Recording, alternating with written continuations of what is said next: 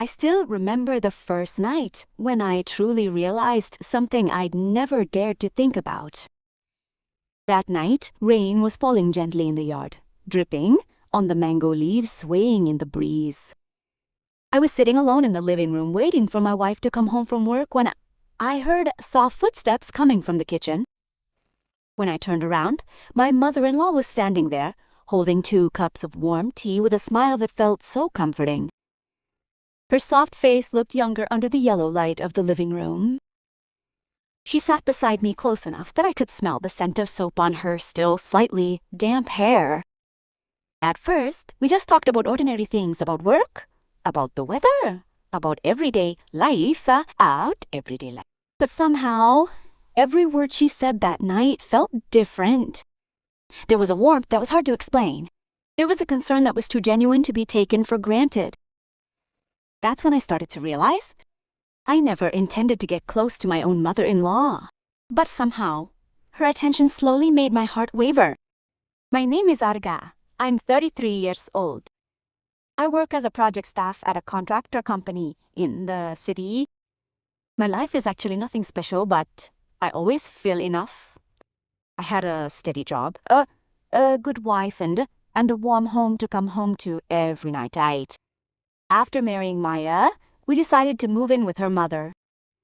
Maya's father had passed away a few years ago due to illness, and Mrs. Laris had lived alone ever since.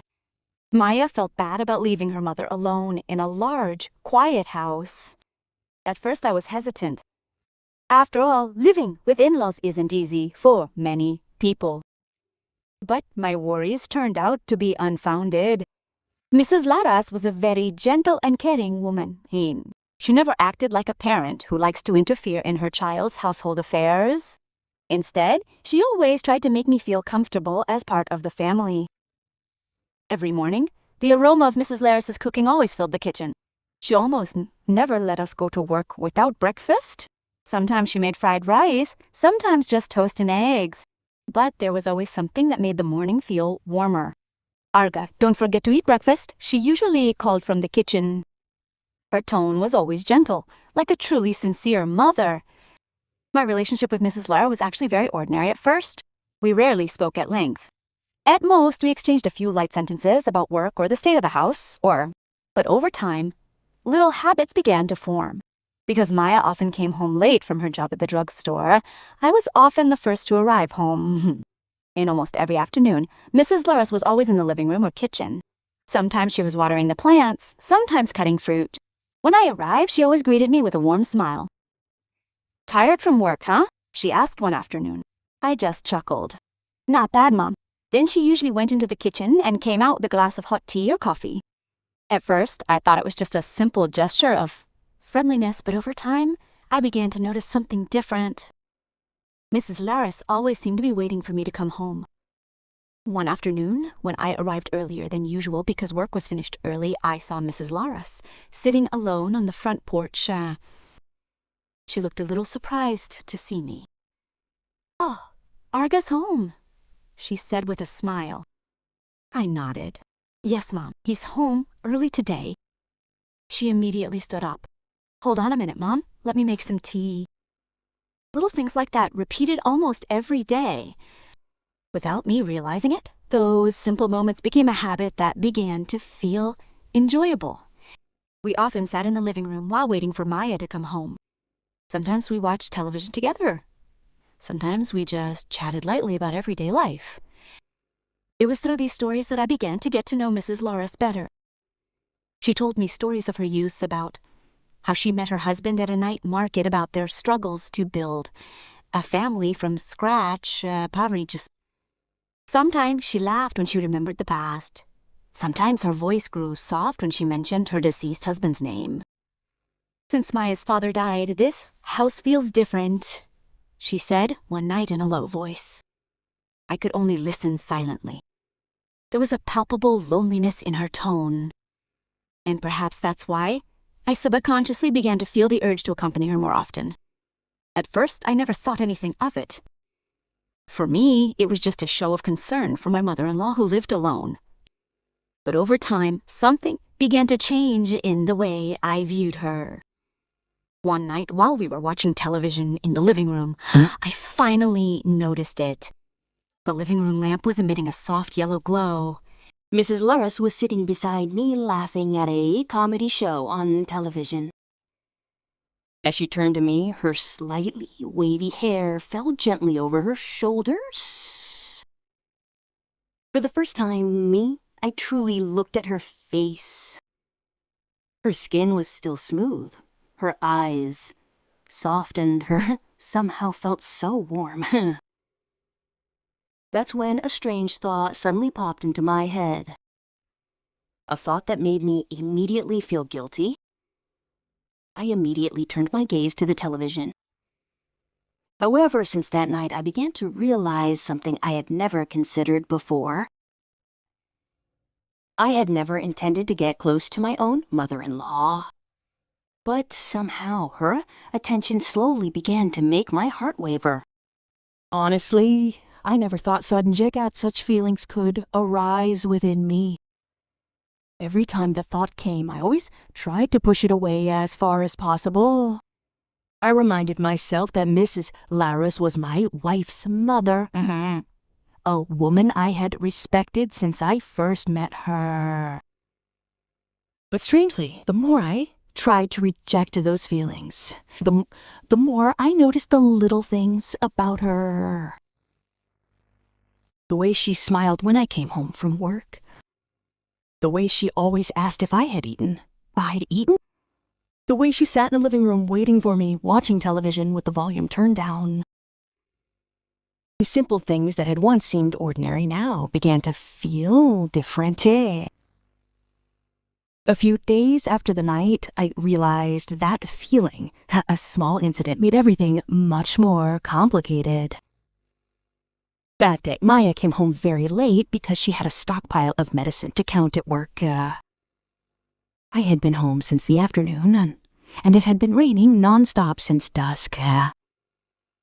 The house felt very quiet. I was sitting in the living room when Mrs. Laris came out of the kitchen with 2 cups of hot tea. "Drink this, Arga. The rain is very cold tonight," she said softly. I nodded and accepted the cups. We sat side by side on the long sofa facing the television, which was showing the evening news. However, neither of us was really paying attention to what was being shown. The sound of the rain outside seemed much clearer. Several minutes passed in silence. Then suddenly Mrs. Laris said softly, as if talking to herself, "This house feels very quiet when Maya isn't home." I turned to her. She was staring out the window, watching the raindrops flow down the glass. For the first time, I saw such a palpable loneliness on her face. "Does Mom often feel like that?" I asked cautiously. Mrs. Laris smiled a little, but it didn't really hide her sadness. "Since Maya's father died, this house feels too big to live in alone," she said, quietly. Her words made my chest feel heavy. I could imagine how it must have felt to lose someone who had accompanied me for decades. Unconsciously, I said, "Now you're not alone anymore." Mrs. Laris turned to me. Her gaze felt different that night. Warmer, but also deeper. "Yeah," she said quietly. "Now you're here." It was quiet again. I tried to distract myself by watching television, but my mind was no longer focused. A few minutes later, the power suddenly went out. The room plunged into darkness. "Oh my," Mrs. Lara said, slightly surprised. I stood up to look for a candle in the living room cupboard. When I returned with a small lit candle, the dim light illuminated both of our faces. We sat back on the sofa. The candlelight cast shadows slowly across the wall. I don't know why the atmosphere that night felt so different. It was as if the whole house was holding its breath. Bueller suddenly rubbed his hands together in the cold. "Yeah, the rain is getting colder," he said. Without thinking, I said, "Here, Mom." I moved the thin blanket from the back of the sofa to his shoulders. But as I did, my hand accidentally touched hers. It was only a brief touch, but it felt like something had grabbed me in the chest. Bularis didn't immediately pull his hand away. Instead, he stared at me. In the dim candlelight, his face seemed very close. I could feel my heart beating much faster than usual. Several seconds passed without a word. Then Mrs. Laris took a deep breath and said in a voice that was almost a whisper, "Arga, you're a very kind person." I didn't know how to answer. I just stared at her nervously. And that's when I began to feel something far more dangerous than mere guilt. Because from the way Bularis looked at me that night, I began to realize something that made me increasingly uneasy. Ingmare. It seemed like I wasn't the only one who was starting to feel something that shouldn't be there between us. That realization made my chest feel even heavier. The night of the power outage finally passed without a hitch. There were no strange words, nothing that really crossed the line. But that's precisely why it all felt so much more disturbing. Because I knew something had changed. The next day, I tried to act as usual. I woke up early and had breakfast with Maya and Mrs. Lara, as we always did. I tried to chat casually, as if nothing had happened the night before. However, every time I met Mrs. Lara's eyes, I felt my heart beat faster. She also seemed a little different. Usually, she was very relaxed when talking to me, but that morning she seemed quieter, as if she was hiding something we both understood. I went to work feeling uneasy. All day, my thoughts kept returning to the previous night.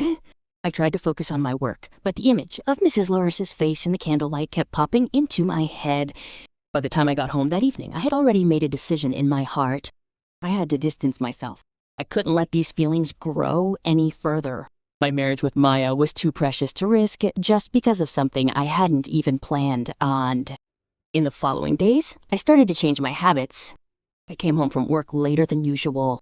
I often pretended to be busy with my laptop in my room. I avoided sitting alone with Mrs. Laris in the living room like we used to.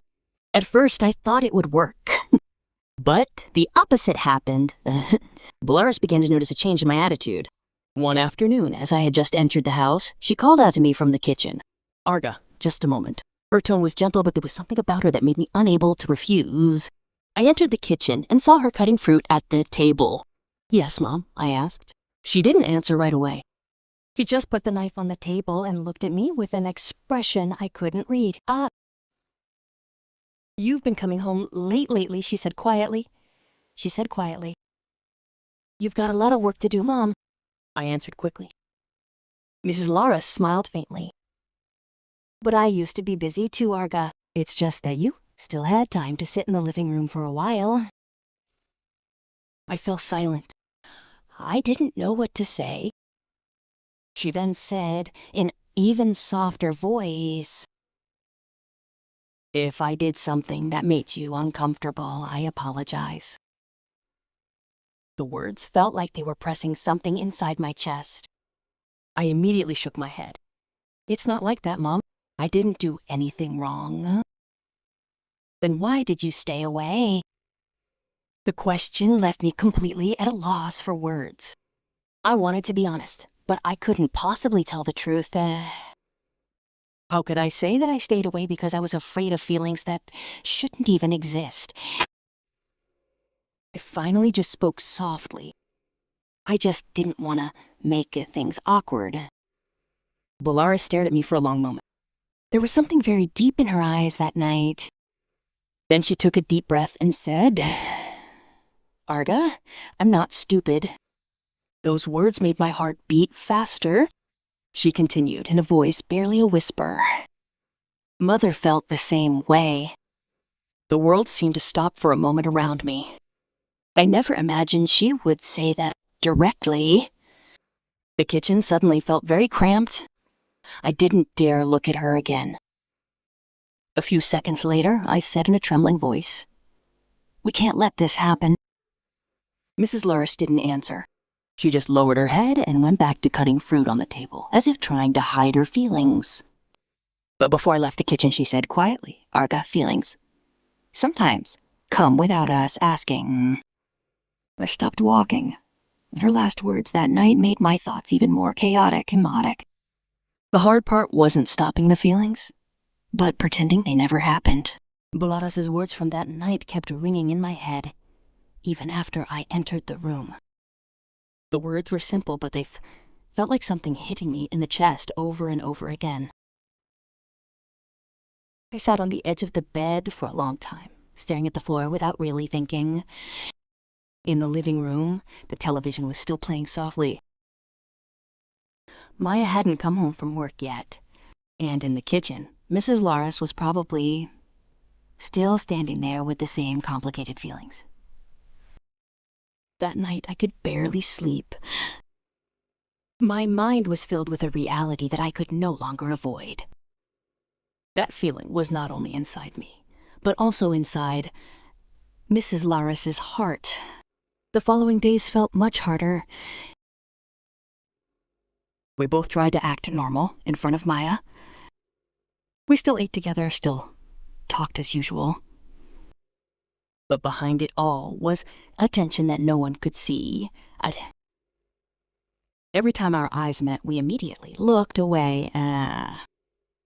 Whenever it was just the two of us in the same room, the atmosphere felt awkward and full of pressure. I began to feel like the house that had once felt warm had now become a place full of anxiety. However, things really reached their most difficult point when news came from Maya. One night while we were having dinner together, Maya said casually, quote, "I have a training session from the office next week." I turned around. "What training?" "A 3-day training session in Surabaya. All new employees had to attend." My heart immediately felt uneasy. 3 days, I asked. Maya nodded. "Yeah, leaving Monday morning." I reflexively looked at Mrs. Lara. She looked at me too. We both immediately understood the same thing. For those 3 days, it would be just Mrs. Laris and I in this house. The first day, when Maya left, felt strange. The house was very quiet. There was no sound of Maya joking around in the living room. There was no sound of her busy footsteps in the kitchen. It was just Mrs. Laris and me. We tried to avoid situations that would leave us alone for too long. I ate early and went to my room. Mrs. Laris was mostly in the yard tending to the plants. But the more we tried to distance ourselves, the more obvious the feelings we were trying to hide became.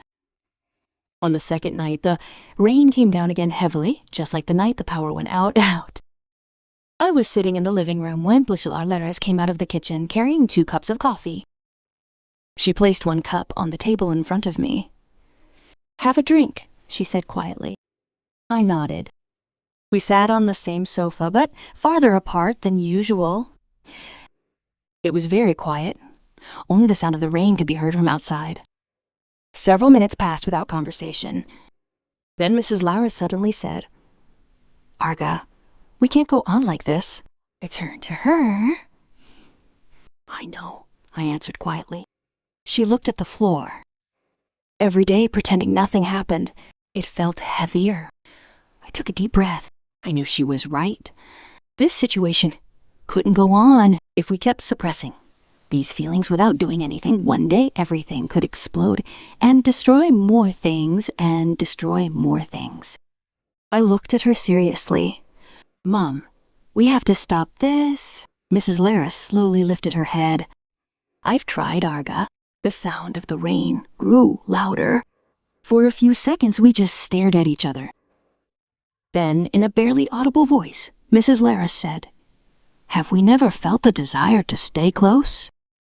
That question was like a final test for my heart. Because actually I knew the answer. I did feel it. But that's precisely why I shouldn't let it happen. I stood up from the sofa and took a few steps away. Then I said in a heavy voice, "We have to stop this now. Before it's too late, wait." Mrs. Laris didn't answer.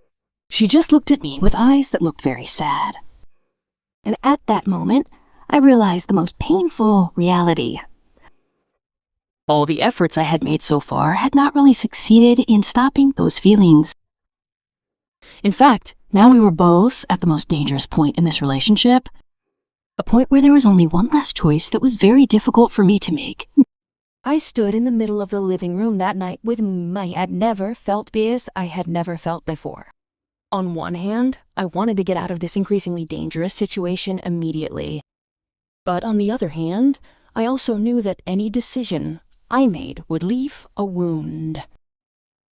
Bularas was still sitting on the sofa, her head lowered. The light of the living room lamp fell softly on her face. From where I stood, I could see how tired she was, holding back all the feelings she had been hiding.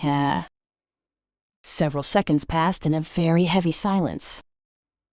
Finally, I said, softly, "Mom, we can't let this continue." Mrs. Laris didn't answer immediately. She just took a deep breath and then nodded slowly. "I know, Arga." Her voice sounded very weak.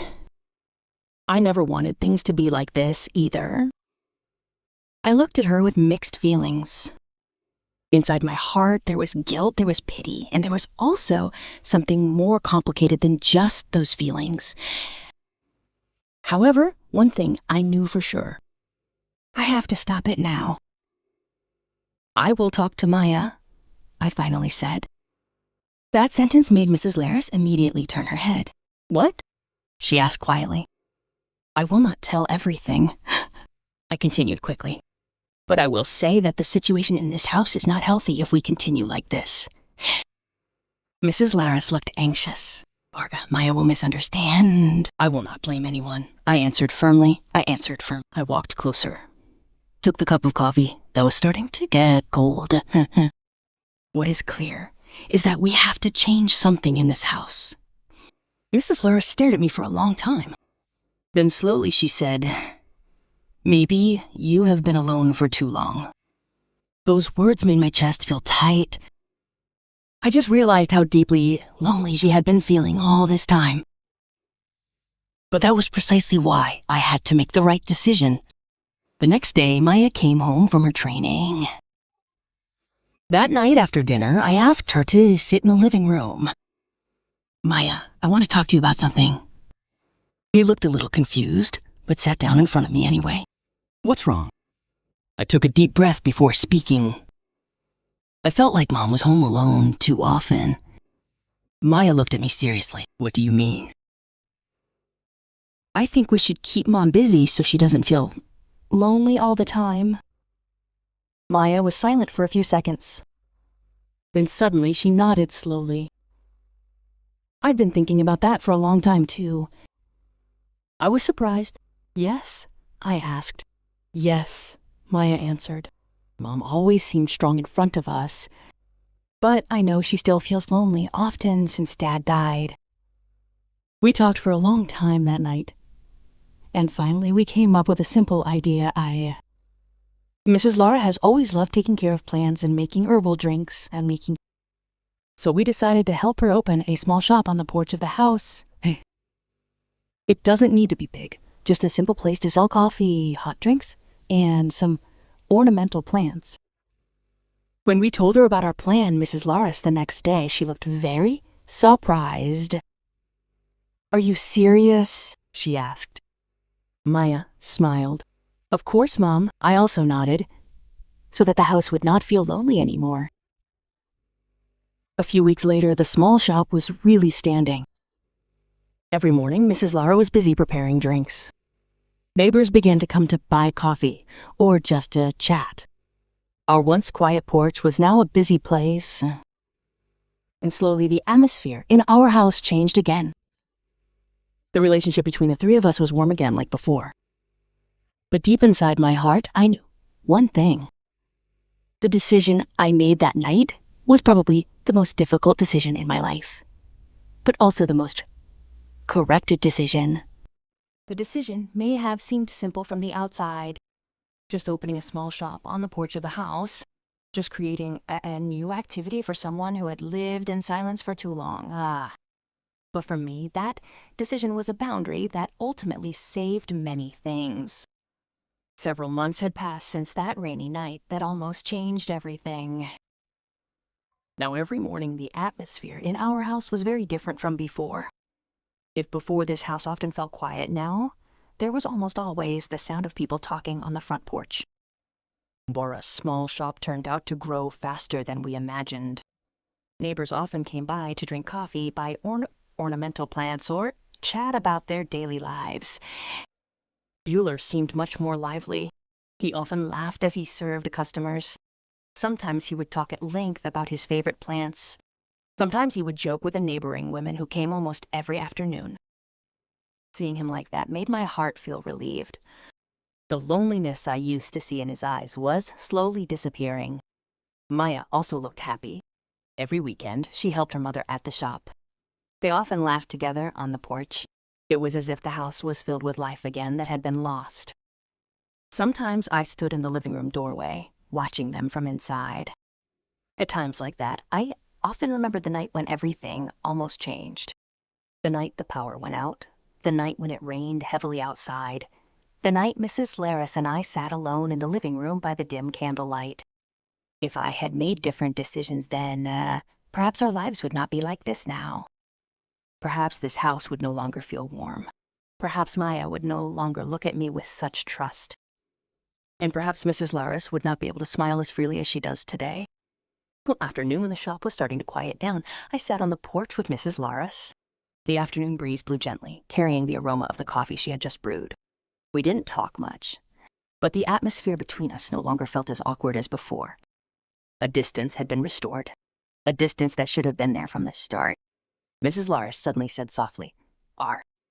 I turned around. "Yes, ma'am." She looked at the front yard, which was starting to turn orange in the light of the setting sun. "Thank you. I'm a little confused as to why." She smiled slightly.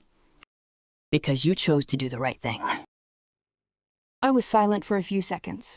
Maybe she never said directly what really happened between us before. But from the way she said it, I knew she understood everything too. I just smiled softly. "This is our home, Mom." She nodded. And at that moment, I realized something very important.